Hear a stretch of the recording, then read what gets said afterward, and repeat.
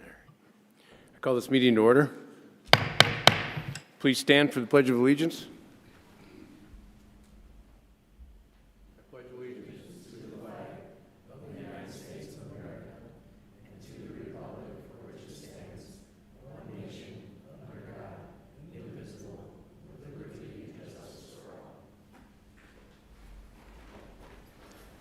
Thank you all for attending this evening. Will the city clerk please take attendance?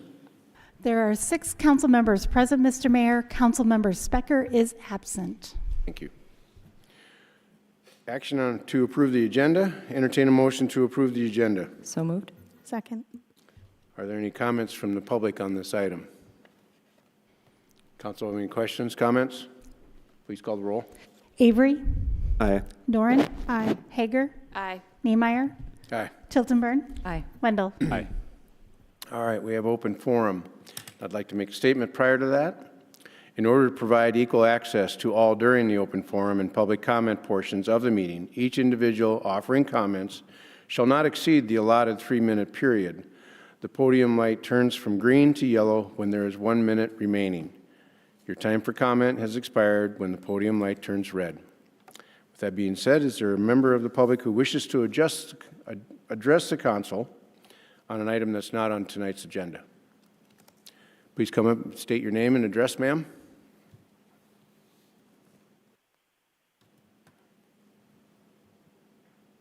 Do I push this button? And the green light is not on yet. My name is Sue Gillespie. I live at 210 9th Street here in Brookings, and I wanted to make you aware of a very dangerous situation in my neighborhood. The tenants at 102 9th Street have 3 very aggressive, vicious dogs. On June 2nd, there was a young lady with a small dog walking her dog on the opposite side of the street, and the dogs were loose and attacked them. The dog was killed, and the young lady was injured. The police and the paramedics came, and the dogs were removed from the home. But after 14 days, they were returned according to the law. The police did everything in the situation exactly according to the law. So I feel that what needs to happen is that the code or the law needs to be changed so that this is not allowed to happen. Dogs of this nature should not even be anywhere within the city limits.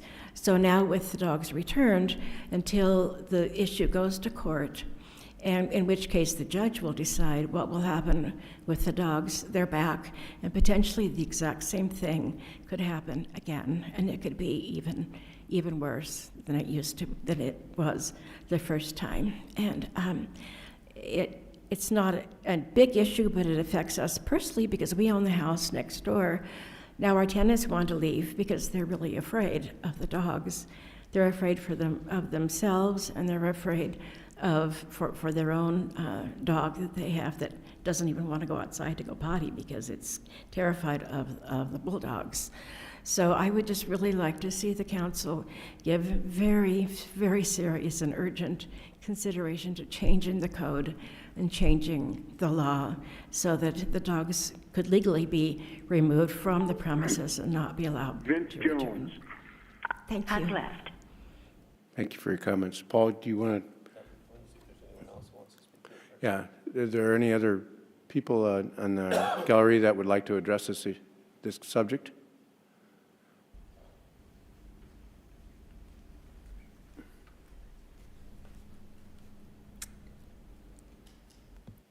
Oh, wait till it turns green? Okay. Here you go. I also have a statement relating this issue. My name is Brooklyn Tomaszewski. I'm a community member of Brookings.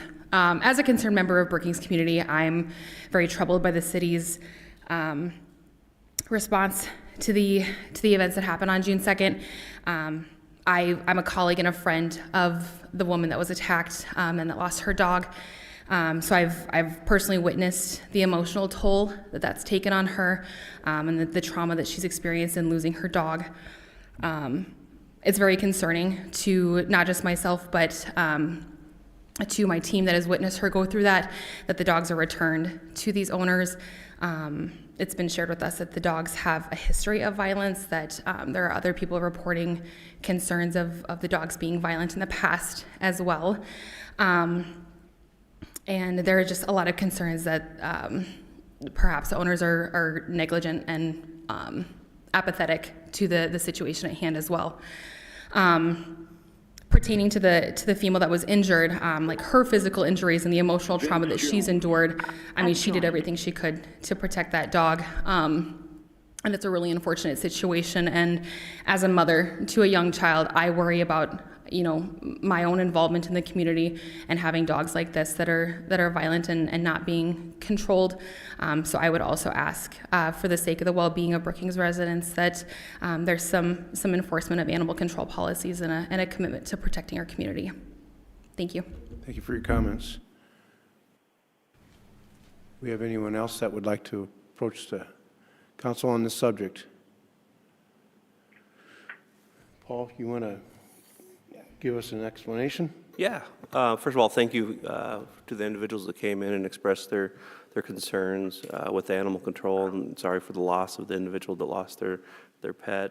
I think it'd be important for Mike Drake, the police chief, to come forward and maybe speak a little bit about to our existing code, the history of this maybe case, if there's anything you can give us, and then our response to this case and what the citizens can expect going forward. I think there's some communication going on out there in the public. It'll be good for everyone to understand our existing code, how we respond, and that we do take these cases seriously. Mike, can you enlighten us a little bit first maybe on the existing city code and maybe how it compares to other codes across the United States and how we enforce it and the details of it for the public and for City Council? Certainly, sir. Thank you for having me. City Council, Mr. Mayor, city staff, of course the public. This is a very traumatic incident that our community has suffered. The loss of any pet to any owner will relate it to a child being lost, and it is a tragic event.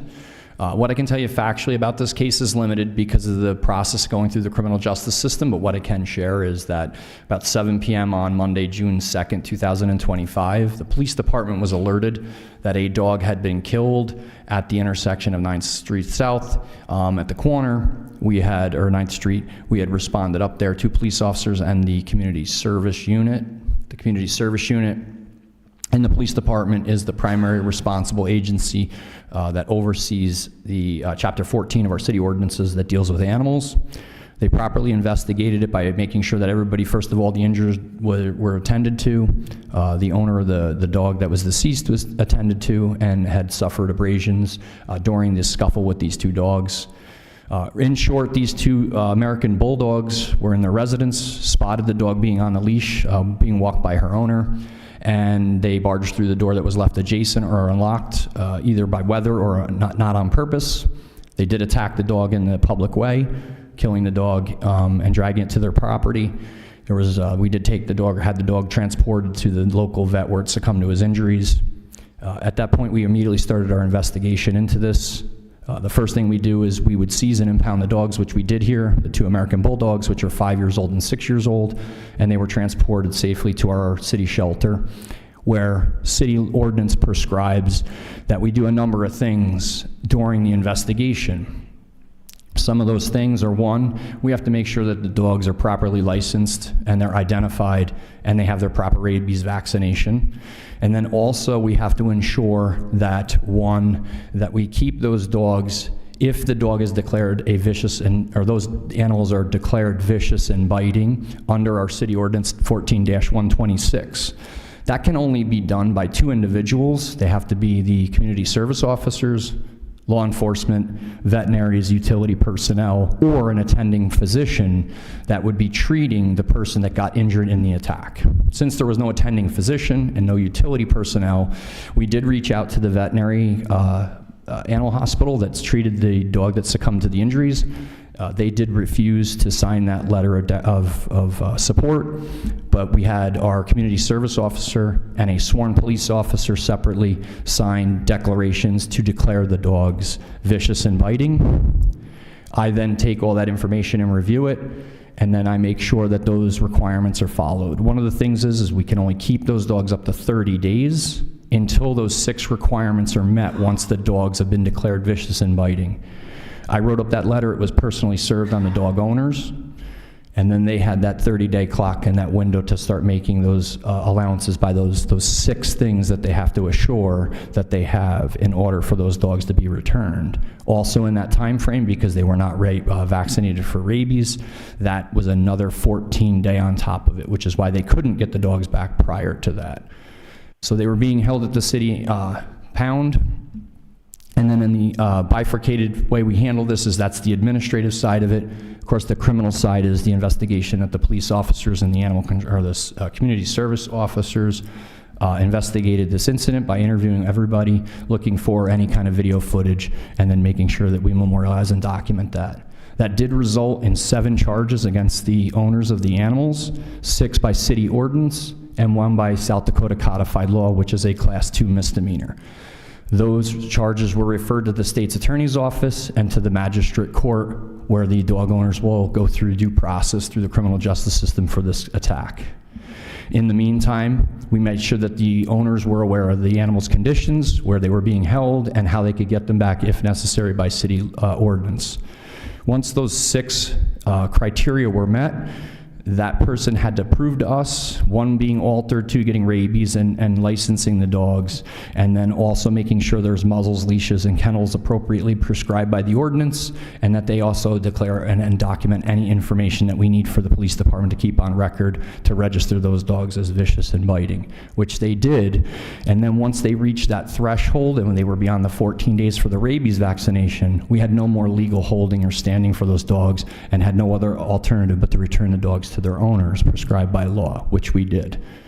They did meet all the requirements. They did show all the stuff. We made sure we kept and maintained custody of those animals until all those requirements were met.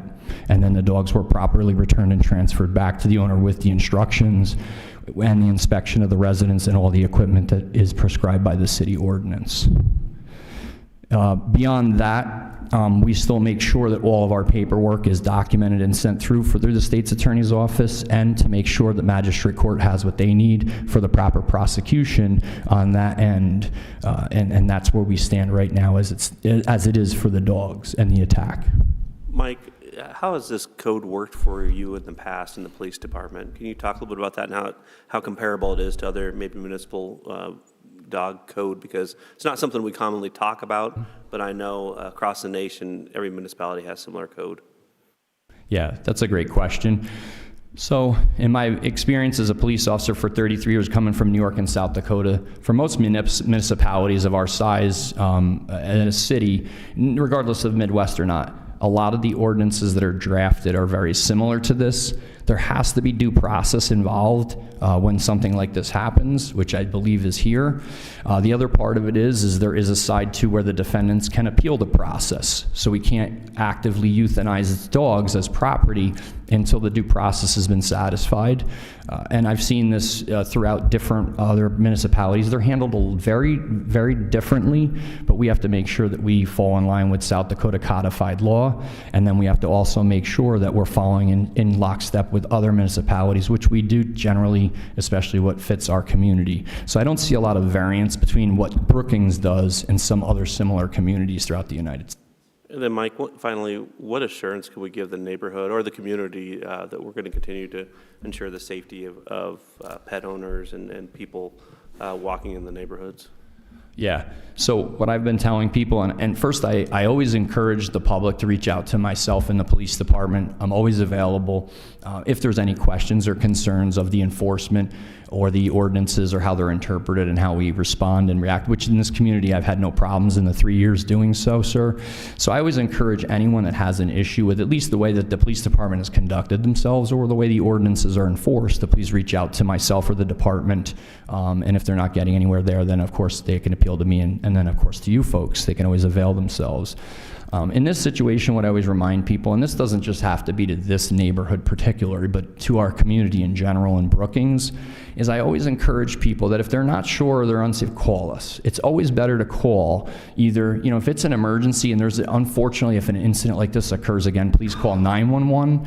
But if there's a non-emergency and you have concerns or questions about whether can the dog be out on a leash, or maybe they're not supposed to be with somebody over the age of 18, and how this is, I always encourage the public public to call us at our non-emergency number at 605-692-2113 and speak to any one of our staff. And of course, again, I always leave myself available for anybody in the community that can either stop by and visit me at the police department. If they see myself in Hy-Vee off duty, they're always welcome to ask me questions. And again, I always make myself available for anything, and whatever I can release to the public, I will. Like I said, there's certain things that are a little confidential in this case because it's still going through the process. But again, if this particular neighborhood or anyone in the community feels not safe, that's not me doing my job. So I'd encourage them to please reach out to me so that I can at least explain what their concerns are and hopefully alleviate and relieve some of that stress or angst that they have. Thanks, Mike. I know there's been a lot of comments on social media, but maybe there's an opportunity for council if you guys have any questions to ask Mike. Any further questions? Thanks, Mayor. I had just two questions. Sure. I'm wondering if you're able to tell us whether or not you have a history of reports or violations associated with these two animals in the past. Yeah, that's a great question, sir. So I can release some of that information for ours. So we look back at our records, because one of the things we do have to make sure, or at least I do as your police chief, is review the severity of the attack, but also the aggressive behavior of what we have on record. And I can say that the police department nor the community service has ever had a report, at least from us. It has not been reported or documented anything about these animals regarding their owners or the two animals themselves. And the other question I had was sort of related to our ordinance. It sounds like our ordinance is pretty consistent with what you've seen in other communities. I'm wondering if there is any room for flexibility or interpretation around the timeline for the return of the animals as you think about the severity of the viciousness of attack that might lead to, say, the death of an animal like it did in this case. Have you considered whether or not that window of time before their return to the neighborhood is an area that perhaps could be considered? Yeah, another great question. Probably more appropriate for the city attorney, and the only reason why I say that is we start running into punitive rather than protective for people. So I can just speak on, say, for instance, when we hold people on bail, it can't be a punitive measure. Same thing with dogs. We ran out of legal exhaustion to hold those dogs by our statute. From what my experience has told me is we're very similar, because there is a propensity. So we have it built in that they can also, the owners of the animals can appeal it and grieve the decision. If those animals are euthanized too prematurely, it can put the city and the community in liability. So what we do is, what I've seen is the laws, the way they're written in Brookings, allows for, one, the appeal process, two, for the criminal justice process. In my opinion, the amount of time that the animals can be kept is not seen as punitive. It's more of preventative and to ensure that that due process is served.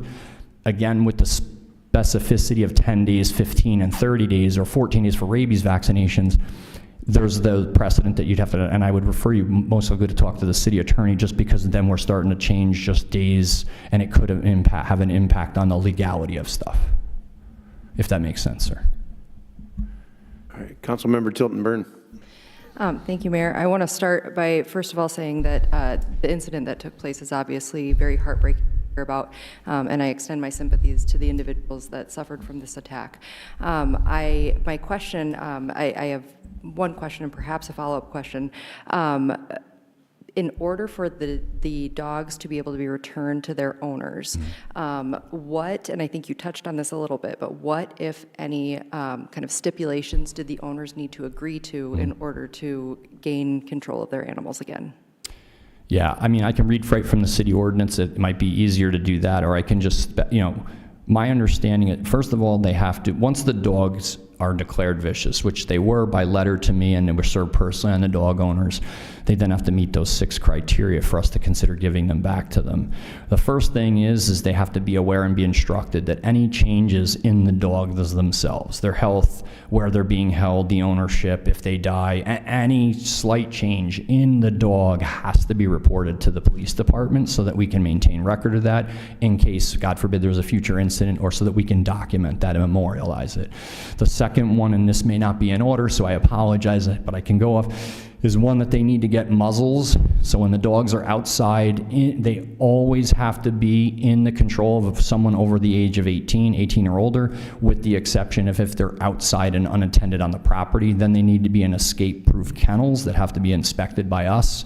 They have to have leashes that are not longer than 6 feet.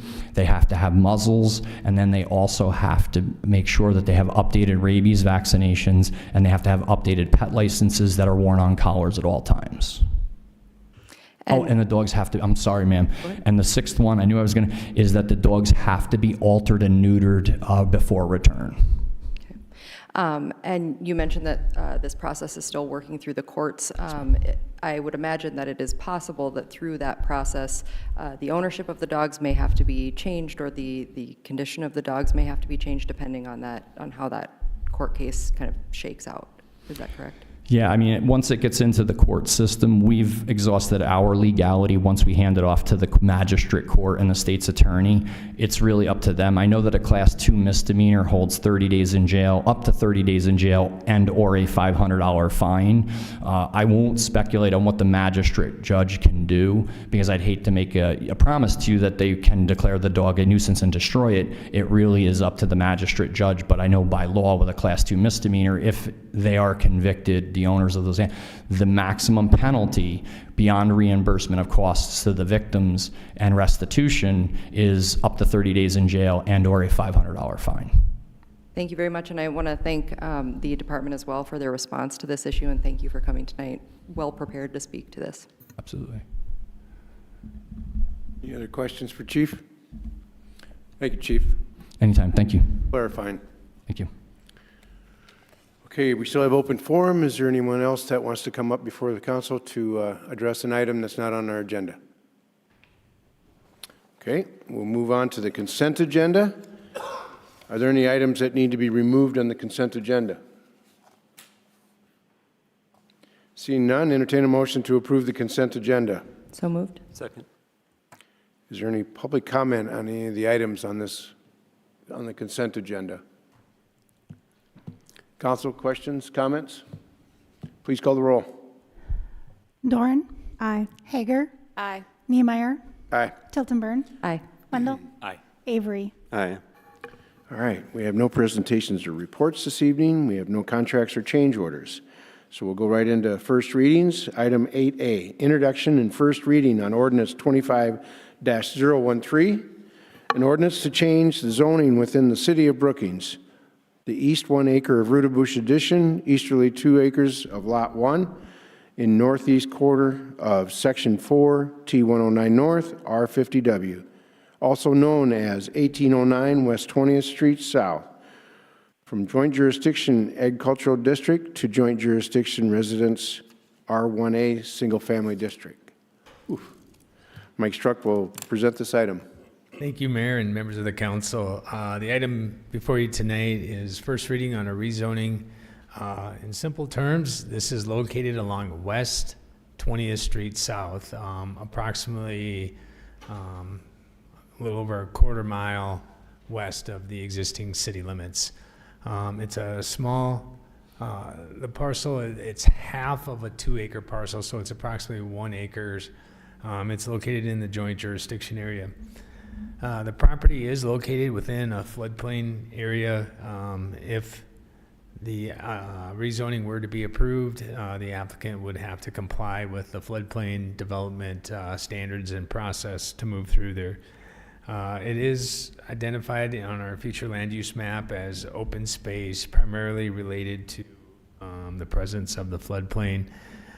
In a situation like this with our future land use map, the map is not intended, to really address this small of an area when you're looking at the overall comprehensiveness of it. And so it is identified as an open space, kind of wetland preservation area to remain kind of undeveloped at this particular time.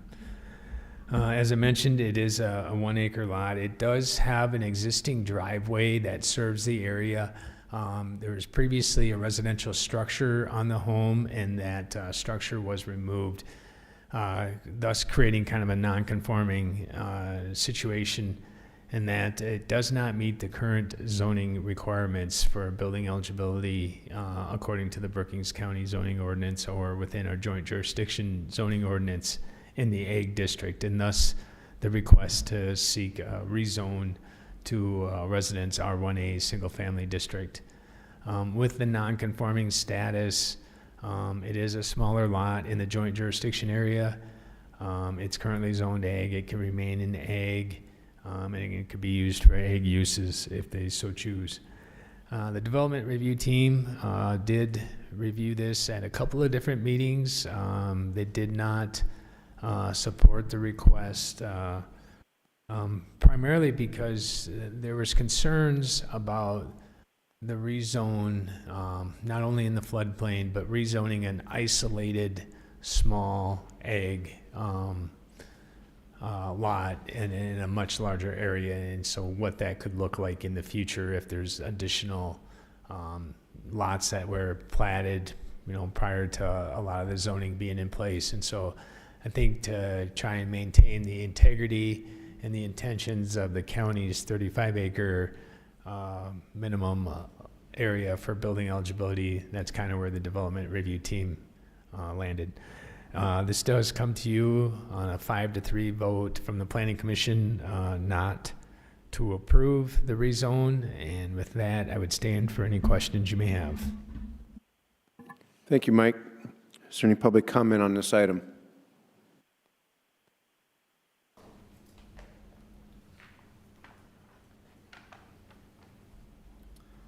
Thomas Chandler, 410 20th Avenue here in Brookings. Good evening, Mr. Mayor, City Council members. My name is Thomas Chandler, and I'm representing Rick and Donna Rudebush as a prospective buyer of this East Acre, and I'd like to take this opportunity to address any concerns outlined in the memo presented today. This property is situated within the floodplain, and I'm fully aware and committed to adhering to the city's floodplain development standards. I have no concerns regarding compliance, including the use of the NODAC septic system, which is specifically designed for floodplain and high water table conditions. All properties in this area rely on septic systems, and this would be no exception. The property is designated as open floodplain on the future land use map, which does allow exceptions for large lot residential use, making this request fully compliant with those provisions. I understand that the city and possibly the county may be concerned about setting a precedent for future zoning requests. However, this property is unique in that it only consists of 2 acres. It's not taken an acre or two out of 5, 10, 15, 20 acres. Additionally, the future land use map indicates the city has no future plans to expand or incorporate this property into city limits, ensuring that rezoning would not interfere with the potential future development. This land is currently non-tillable. Its tax revenue amounts to like $120 a year. Rezoning to allow single-family residents would substantially increase its tax contribution, potentially by 3,000%, benefiting the county, the city, and the Brookings School District. Lastly, if this property remains as joint jurisdiction ag, the current owner, and he's seeking other prospective buyers, if it stays as ag, they're looking at filling it up with dirt and using it just as storage use, thus eliminating the floodplain that it's currently in. So, whereas my proposed residential development would preserve that essential function. So, I appreciate your time and consideration and welcome any questions. All right, thank you for your comments. Any other public comments on this item? All right, move on to council. Council questions, comments at this time? Councilmember Hager. I have a couple of questions for Mike. So, since there was a residential structure on this property prior that's since been removed, my understanding is that then that was just grandfathered in. Is that correct? That would be correct, in that I believe the residence was established prior to zoning in Brookings and Brookings County. When you have a non-conforming property that doesn't meet, the current zoning regulations or something, it's considered non-conforming, and there's provisions in place so you gradually eliminate those non-conforming uses over time. In most zoning ordinances, there's a provision that if the use is discontinued for a period of at least 1 year, then to reestablish the use, you have to bring it into conformance. In this particular situation, I believe they removed the structure and did not initiate reconstruction within a particular time period, and so thus the building eligibility was lost. Thank you. And then my second question relates to the comments that TJ made where he was discussing about how there were some concerns of essentially a slippery slope where there would be the possibility for additional requests of pulling out an acre or two of a much larger property, let's say something that's, 20, 30 acres or something like that. Are there any policies in place that would restrict that possibility for these larger properties, but not for a smaller property? Well, at the current time, I mean, anybody could replat their property or subdivide it. The biggest issue is the zoning is going to dictate the end use. Certainly, you could take a 40 or 160 acre parcel and subdivide out and create some smaller lots, and you could continue to use those as an ag use until such time as you sought a rezone, and then if the rezone was approved, they could change the use to whatever would be allowed in that respective zoning district, whether it be a residential, commercial, industrial type zoning district. So there isn't anything that would prevent someone, to my knowledge, from subdividing their parcels into smaller parcels. From a zoning perspective, in the ag districts, the county does have a minimum building eligibility requirement of 35 acres, but once it's rezoned to a residential, those requirements are not applicable, and they would follow then the city's zoning ordinance. And so then we get into lot area requirements that could range anywhere from 1 acre down to 4,500 square feet for a building eligibility. Okay, thank you. Yep. Council have any other questions, comments on this item? All right, second reading will be on the July 8th meeting. Move on to item 8A, introduction and first reading on ordinance 25-014, a zoning ordinance amendment pertaining to the expiration of a conditional use permit for the purpose of administration of zoning ordinance. Mike Struck will present this item. Thank you, Mayor and members of the council. Ordinance 25-014 is an ordinance amendment proposing to change the expiration date of a conditional use permit. The current conditional use permit expires 1 year from the date that official action is taken by the city council. Actually, the effective date would be the publication date that would get us through the referendum period because it's ordinance. So, but one date from the approval date is when it expires if significant work has not been achieved.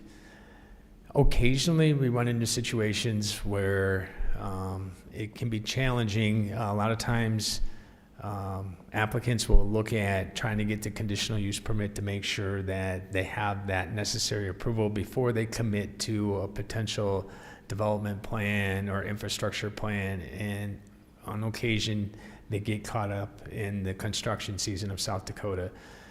We looked at some of our peer communities across the state, in the region, some other college towns. It varies anywhere from 1 year to 3 years, which is kind of the most common. We felt the compromise was to amend the ordinance to allow 2 years for an expiration date. The development review team supports the request. The Planning Commission recommended it on a unanimous vote, and with that, I would stand for any questions you may have. Thank you, Mike. Is there any public comment on this item? Council have any questions, comments? Councilmember Duren. Thank you, Mayor.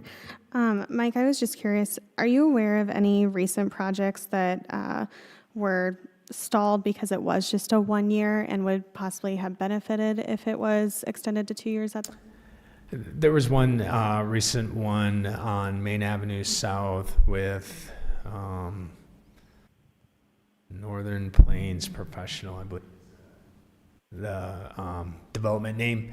They had the, I can't remember if it was 4-unit buildings or 4 or 5-unit buildings kind of on the east side. They had got a conditional use approved primarily because if they didn't get the approval, that development was going to change and they were going to look more at overall a commercial development.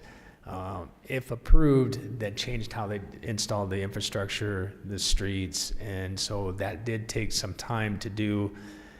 As we're well aware, in our weather patterns are like a roller coaster in South Dakota, and so they got caught with more of an early winter, kind of a late spring. By the time they finished up the infrastructure work and got ready to start pulling their building permit, they didn't realize that there was a 1-year time frame associated with it, and so they had to go through the process all over again. At the end of the day, they still got approval for it. They proceeded with their project. I believe a couple of the buildings are up down there, but that was the most recent example where they got caught. Sure, thank you. Councilmember Tilton Burn. Thank you, Mayor. I have 2 questions. One is, in an instance like this, what counts as significant work? So typically with a conditional use, it's when you kind of get that use established or the use starts. And sometimes, like in this particular case, if they would have had the building permit pulled and substantial construction completed, or at least well on their way, typically you'd be able to tell. I mean, like if the rough framing is completed, the structure's kind of enclosed, but they had some interior work they still had to finish, we'd probably consider that, close and substantially started. If it's, you're just pulling the permit and it expires the next day, you're probably gonna have to go through the process all over again. And my second question is there a process where rather than kind of doing a blanket 2 years, instead folks can come in and file for like an extension or something like that? We don't have that built in the ordinance right now because there's a time frame associated with it. It's conditional use. I guess the expectation is you're pretty serious about the use and that once you get approval that you're going to proceed in a timely manner. That is something that the council certainly could consider as you're looking at a conditional use. If you feel that an extension could be warranted at any time with a conditional use process, the council or the planning commission have the ability to put additional conditions on additional use permit. I think we've just tried to steer clear of that because there's a process that it follows, and we maybe didn't want to interject staff into an administrative approval process, knowing that there's a more public process that it follows through the Planning Commission and City Council. Thank you. I do wonder if maybe exploring the possibility of formally filing for an extension and maybe even coming to council to ask for that extension or planning commissioner at some level like that, rather than just doing a blanket 2 years. The reason I say that is I think having the need to come back and ask for the additional year might motivate folks to move a little quicker within that first year rather than just kind of knowing that they have 2 years to complete this. I'm not necessarily saying that 2 years isn't the right answer, but maybe exploring the possibility of an extension process rather than a blanket 2 years. I think that's something that could be considered. I guess the question is I don't know if it's appropriate for me to ask, is that a motion? If I make it a motion, I would just say maybe I would motion to, at our next meeting, see an example of both ordinances. Right. Is there a second? I'll second it. Okay. Do we want to have any discussion on this? Do we need to have discussion on it, Vince? I maybe have a question to clarify what happens. The same discussion we have on any motion. Like you said, you have the opportunity to have discussion on any motion. Okay. So any comments, questions from the public or from council? Councilmember Wendell. Thank you, Mayor. I just wanted to clarify, the request of staff is to bring both versions back to us next week? Is that? Correct. To sort of see what that language would look like before we would take. To explore both options. Okay. Councilmember Hager. So we'll see both options and then pick which one? Is that how that would work? Just to be clear, at the next meeting, we can bring both options back. This is the first hearing on this ordinance. If you choose to go with one that's different, you'll have to have an additional reading. Just want to clarify that for council. Okay, perfect. And we can definitely make that happen, so you can consider both. Which obviously we'd have a second hearing then. Well, a third one more or less. This is not going to happen next week. Okay. Mike? Just for clarification, the additional ordinance you're requesting is 1 year expiration with the ability to request a 1 year extension and then through the city council? Correct. Okay, perfect. Got it. Okay, any other comments, questions on that? I'm assuming we need to call the roll on this. Yes. Please call the roll. Hager, Aye. Niemeyer, Aye. Tilton Burn, Aye. Wendell, Aye. Avery, Aye. Doran. Aye. All right, well, we'll be revisiting this next meeting. Thank you, Mike.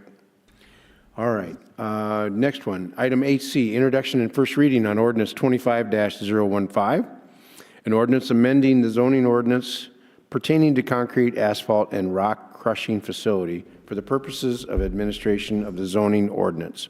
Mike will also present this item. Thank you, Mayor and members of the council.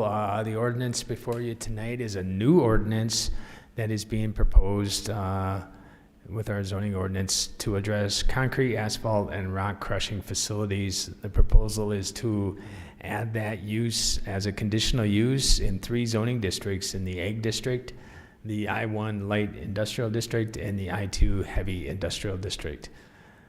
This came about as some concerns. There was an operation that initiated last summer, early fall, kind of on the west side of town, created some concerns amongst neighbors in the area. And then I believe some of the council members were contacted in regards to that. So we looked around at some of the different options that other communities have been exploring. I will tell you, these are not heavily regulated through zoning anyways in the state of South Dakota. We found some good information from kind of the Twin Cities region and kind of modeled it, some of our proposed language after that and what we found. We also looked at some of the ordinances in Texas and a few on the East Coast as well. So essentially what we're proposing is as a conditional use in the Ag District, primarily because existing in the Ag District is mining operations. These crushing operations are very similar to a mining operation, and oftentimes with some of the mining operations, they do have crushers on site to further break down some of the materials, so it made sense in the Ag District. Plus, in the Ag District, generally speaking, there are much larger land areas. They have the appropriate buffers from neighboring properties or neighboring structures, and they have the the space to provide the necessary screening, buffering, berming, and handle larger equipment. We also looked at our 2 industrial districts, the I-1 and the I-2 district. Generally speaking, they are much larger land areas than what you would see in a typical commercial district.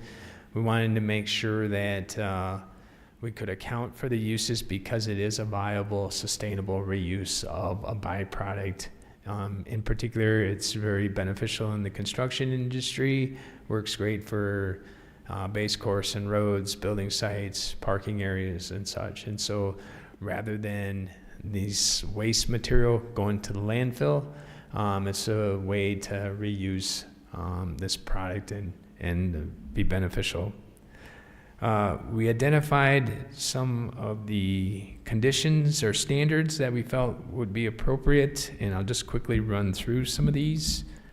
That all concrete, asphalt, and rock crushing facilities shall be located at least 300 feet from any non-industrial or non-agricultural zoned district boundary line. essentially is the facility itself. These are very mobile facilities. They can be moved around the site. They can be moved to other locations. And typically the raw material is brought in, they go through the crusher, they create a separate stockpile. You get to a certain point where you have to move the crusher around, as long as that crusher is a minimum of 300 feet from another non-ag or non-industrial zoned property, it could exist on the property. The second one is all the crusher and stockpiles of material shall be set back a minimum of 100 feet from the property line and or the right-of-way line. Just making sure that we acknowledge that these operations can be dusty, and so making sure that the material isn't blowing into the street road right away and causing visibility or traffic hazards. The third item is we had some discussion at the Planning Commission about this, and so it was in regards to the hours of operation. They would be limited to 7 a.m. to 6 p.m. Monday through Saturday when you're abutting agriculture or industrial zone property. So like zone property to where these facilities could be located, your hours of operation are 7 a.m. to 6 p.m. Monday through Saturday. If you're up against a non-ag or non-industrial zone property, then your hours would be limited to 8 a.m. to 5 p.m. Monday through Friday. More closely associated with business hours, if you get into an instance where you do have an ag or an industrial zone property up against a commercial, just to try and keep those hours more consistent with business hours. The other criteria, just making sure that they're complying with any local, state, and federal permits, copies of which should be provided and maintained on file in the Community Development Office. Make sure they're getting the appropriate state permitting, and then any follow-up reports or inspections conducted by the state Department of Ag and Natural Resources would be provided to staff to keep on file. And then as part of our conditional use process, whether it's this one or any conditional use, we always require a site plan to be submitted so that they have to identify the area where they're proposing the use to be. And then we just make sure that there would also be a dust management plan in place. If it's a stormwater issue, a drainage plan, and then also looking at a traffic plan, just to make sure we're understanding, the volume of traffic and the type of vehicles that would be entering and exit the site. So it does come to you with a unanimous recommendation from the Planning Commission, and Development Review Team supports the request. And with that, I'd stand for any questions you may have. Thank you, Mike. Is there any public comment on this item? Council, any questions or comments at this time? Councilmember Tilton Burn. I have two questions. One, you had mentioned the setback of 300 feet to a property that's not industrial or ag. Is that to an actual structure, or is that to the property line? It'd be to the property line. Okay. And then the other question I have is, you had mentioned at the start of your presentation that this kind of came about because of an example that is or was current in the community. Do you know, would that facility be currently within a zone that would be eligible for this conditional use? It could be in that particular zoning district, just not in the location where they set up. They would have to go more internal to the site. In that particular instance, they probably set up in probably the worst condition or worst place in respect to the proximity to adjacent residential properties. If they were to move more internal to the site, they would probably be able to comply with these requirements. Thank you. Councilmember Avery. Mike, I just had a question regarding these three zoning districts, the ag, the I-1 and I-2. Is it possible to have that facility in there now? I mean, is it a accepted use? Well, currently right now, as a standalone, no, it would not. But it would be considered like an accessory use to a concrete plant, because the primary purpose of a concrete plant is the production of concrete. The part that they have done at some of the existing concrete plants, it's a portion of their business, but when you look at their overall business model and the volume that they do, the percentage doesn't correlate, so it'd be considered an ancillary use. With the existing mining operations, they could do it in one of those existing mining operations because there are rock crushing is a normal part of the mining process. So in the Ag District, they would certainly be able to do it in conjunction with a mining operation. When you read it, you don't know if we're making it less restrictive or more restrictive, because, when you see that it's now an acceptable or an allowable conditional use, so I'm confused on whether we're voting to make it less or more restrictive. Well, at this particular point in time, as a standalone operation, it's not permitted in our zoning districts. But it is a business operation that is occurring in the city as a ancillary use to an existing use, and it occurs in the county as well. And so it is a very sustainable method of reusing some of this construction debris in some of our own city projects. We use it in some of our base course. Others use it in base course. They're using it in construction sites as kind of the base course for building projects as well. So it is, a sustainable reuse of existing concrete materials and such. So. Okay. Any other questions, comments on this item? Thank you, Mike. We'll visit this again on the 8th of July also. Item 8D, introduction and first reading on ordinance 25-021, an ordinance authorizing budget amendment number 4 to the 2025 budget. Ashley Wrench, our finance director, will present this item. Good evening, Mayor, members of the council. This is the first reading of ordinance 25-021, authorizing amendment number 4 to the 2025 budget. This amendment increases the general fund expenditure budget by $2,250,000 to support infrastructure and detention pond improvements associated with the marketplace development. Section 8 of the development agreement for TIF number 13 authorizes a grant in this amount to be paid to Ryan Companies, the developer, for these improvements. This agreement was adopted on November 12, 2024, independent of the 2025 budget process, and the proper budget authority must be granted in order to disperse the funds. The second reading of this ordinance is July 8th, and with that, I'll stand by for questions. Thank you. Thank you, Ashley. Is there any public comment on this item?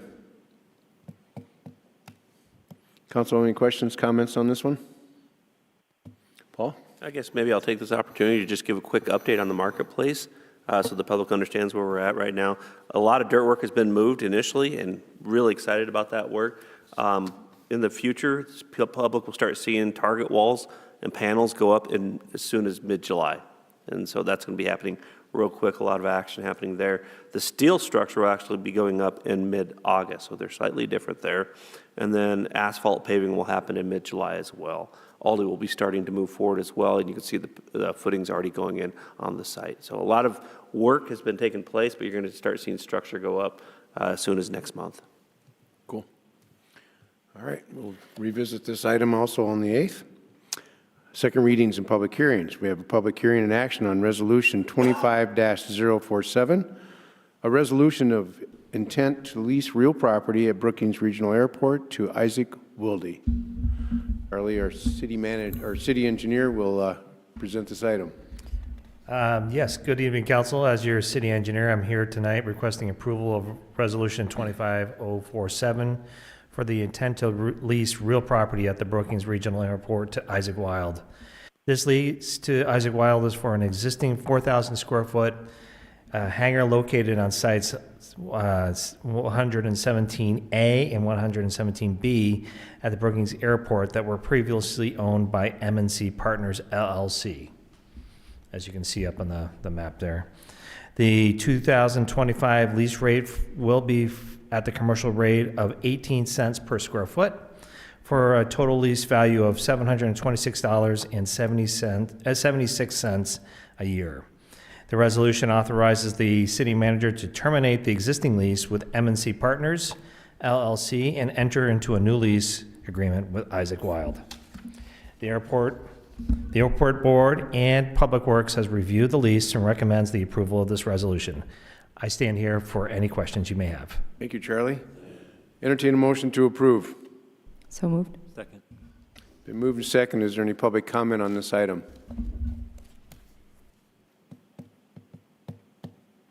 Council, have any questions, comments on this item? Please call the roll. Niemeyer. Aye. Tilton Burn. Aye. Wendell. Aye. Avery. Aye. Doran. Aye. Hager. Aye. Okay. Item 9B, public hearing and action on Resolution 25-058. A resolution to amend the 2040 Comprehensive Plan's future land use map. Mike Struck will present this item. Thank you, Mayor and members of the council. Resolution 25-058 is an amendment to our 2040 comprehensive plan, in particular a future land use map. The proposal consists of an existing area identified as open wetland and urban low intensity. It's located along Main Avenue South, approximately around 30, I think it's like 36th, 37th Avenue South. The proposal is to amend the map to an urban medium intensity. The area is not identified or located in the floodplain.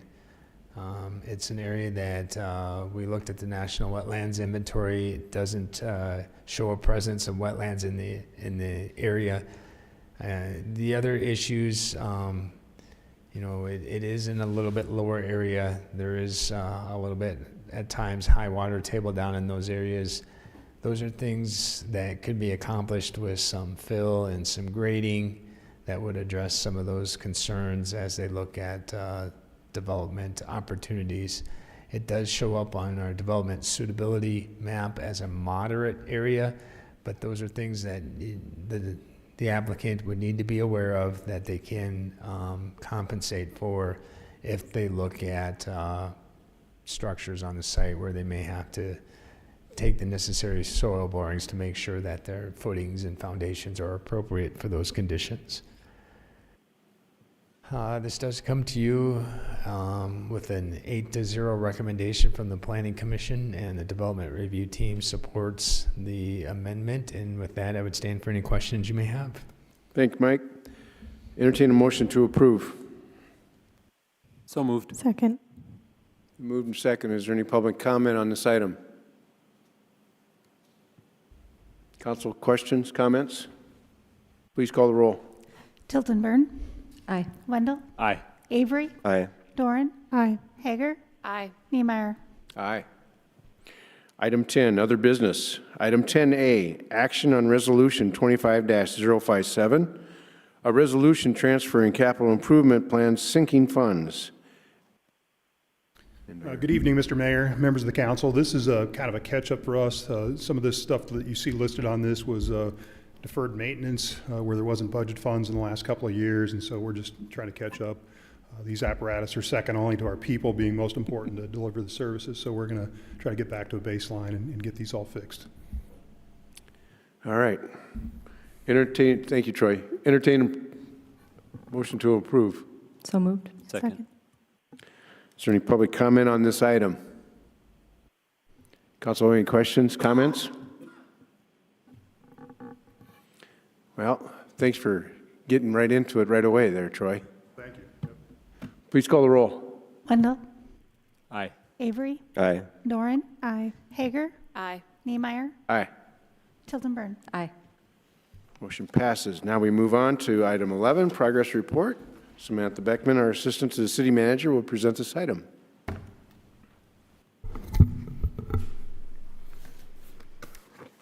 Good evening. Thank you. And we're just going to jump right into our June 2025 progress report. The library hosted a successful teen escape room this month. The bike rodeo was rescheduled to June 27th due to some unexpected weather that popped up.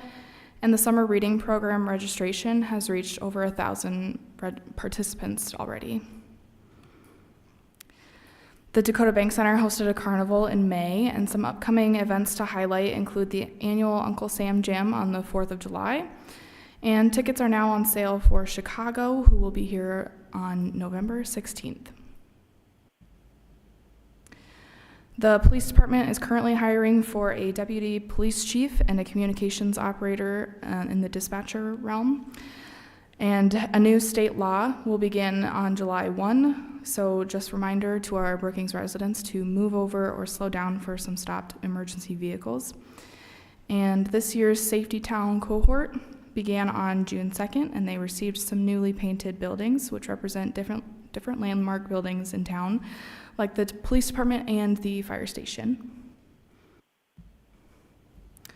In the Public Works Department, the engineering division has been working on the slurry seal project, which was completed this month and covered areas listed on the screen like downtown, 8th Street South, Madera Avenue, 20th Street South, and Main Avenue South. Other projects for the engineering division, the asphalt maintenance project will be completed in October, and some utility work was completed with that this month, and work will continue in different areas throughout the month as well. The 12th Street South Shared Use Trail project started on removal work this month and will be completed in August. And ramp and electric work started on the Main Avenue South and 12th Street South traffic signal and ramp project, which will be wrapping up in August as well. At the landfill this month, the storage equipment building was completed along with the pavement of the parking lot.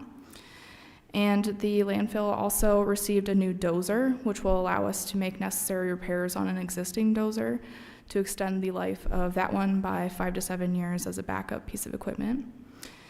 And the Streets Division received a new motor grader equipped with a walk-and-roll compactor attachment, which will significantly improve efficiency for gravel operations by allowing compaction and grading to be performed by one single operator. And the Parks, Recreation, and Forestry Department, the Fifth Street Gym building was officially transferred to the city, and open gym times started on June 1st. The Activity Center has a pie and ice cream fundraiser coming up this week to support ongoing programming efforts. And the Hillcrest Aquatic Center opened up for the season just in time for those scorching heat this last weekend. And then finally, I just wanted to kind of give you guys another update on the downtown fire before I wrapped up this evening. Again, the fire impacted structures at 314, 318, 320, and 322 Main Avenue on December 30th.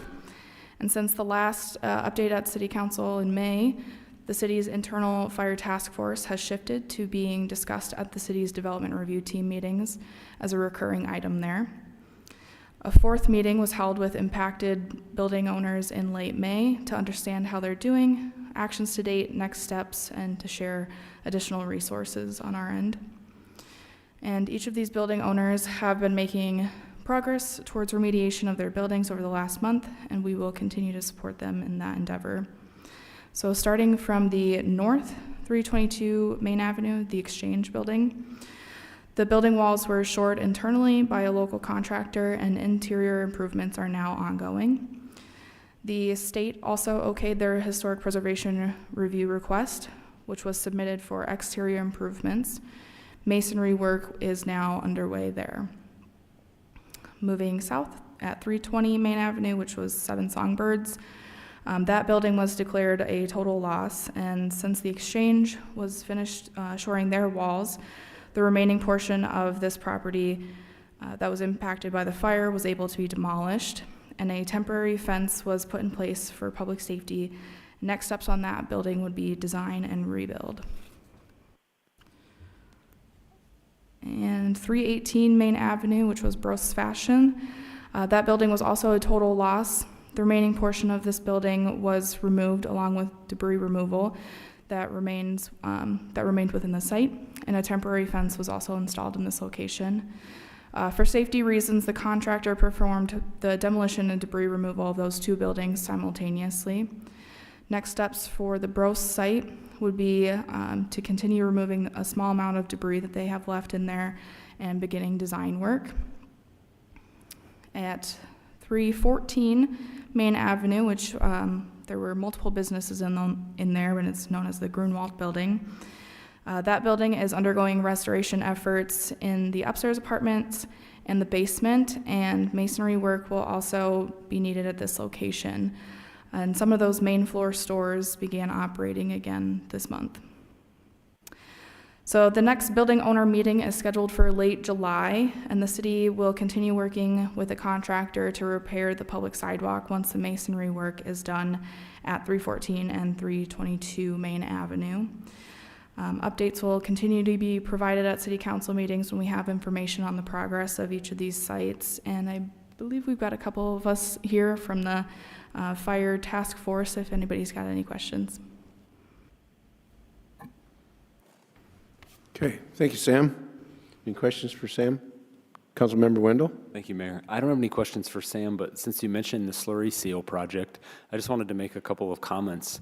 I think when that project was sort of midstream, I heard and saw some chatter with some concerns and questions because it's new for lots of neighborhoods in our community. But I think as the project progressed and most of those streets got finished, I've only heard positive comments as folks have driven on the slurry sealed streets and feel really good about the way they came out. I also want to commend our public information officer and working with the Public Works team really to make sure folks understood which neighborhoods were going to be surfaced at what time and provided videos, and so folks could really stay up to date on how that project was moving through the community. And if individuals want to learn more about the slurry seal product and projects, they could review the meeting from last fall when our Public Works Director really discussed the introduction of that product in Brookings and the pilot program they had done and the considerations other communities had made as they introduced the slurry seal as their approach. So this was, I think, thoughtfully considered in the community before this season, and I thought it was implemented really well over the last month. So thank you to our Public Works team and the Public Information Officer for the partnership and making sure folks knew how that project was unfolding. Okay. Any other comments, questions? All right. So our next meeting is July 8th. We'll obviously have second hearings on all the firsts that we had. Looking at contract for custodial services on the consent agenda, wine operating agreement renewal, and temporary alcohol applications. Proclamation for Park and Rec Month. We'll have ex officio reports, bid award on the sidewalk maintenance project next time. And then I think that's pretty much it so far. Does anyone have any item that they would like to talk about in the future? Okay. We have one more item, it's executive session. There will not be any business after that. There will not be any action. Item 13A, executive session pursuant to SDCL 1-25-2.3 for the purpose of consulting with legal counsel or reviewing communications from legal counsel about proposed or pending litigation or contractual matters, and SDCL 1-25-2.5 for the purpose of discussing marketing or pricing strategies by a board or commission of a business owned by the state or its political subdivisions when public discussion may be harmful to the competitive position of the business. I entertain a motion to go into executive session. So moved. Second. All those in favor say aye. Aye. We are in executive session.